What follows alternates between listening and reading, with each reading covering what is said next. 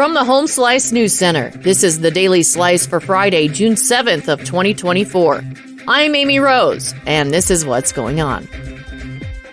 June 5th, celebrated as 605 Day in South Dakota, is a nod to the state's telephone area code. And on this day, a fortunate person bought a lottery ticket from the Orchard Meadows Common Cents gas station and won a jackpot of a little over $137,000.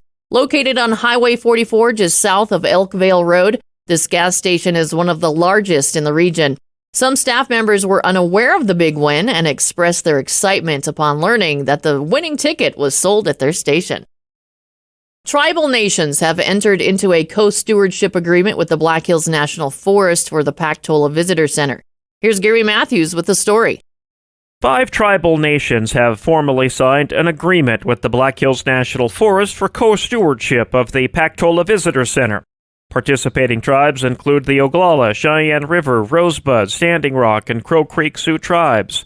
The goal of the Memorandum of Understanding is to give voice to interpretation at the Visitor Center. The agreement gives participating tribes a voice to convey stories, traditions, and practices of the Oceti-Sakowin to younger Native generations and visitors. In national and international news, President Joe Biden has for the first time publicly apologized to Ukrainian President Volodymyr Zelensky for a months-long congressional holdup in American military assistance that let Russia make battlefield gains. Biden and Zelensky met Friday in France, where they attended ceremonies marking the 80th anniversary of the D-Day landings.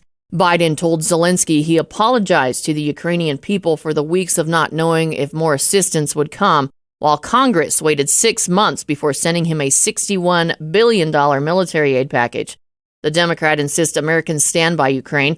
Biden says, "We're still in, completely, thoroughly." Zelensky has appealed for bipartisan U.S. support like it was during World War II.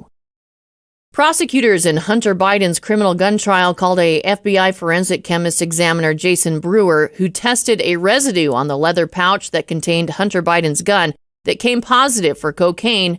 His testimony is capping a week that has been largely dedicated to highlighting the seriousness of his drug problem, though highly personal and sometimes salacious testimony. He has pleaded not guilty to 3 felonies. The First Lady is in attendance. An out-of-control cargo ship led to the temporary closure of a major bridge in Charleston, South Carolina this week. Authorities are investigating what caused the crew to lose control of the ship on Wednesday near the Arthur Ravenel Jr. Bridge.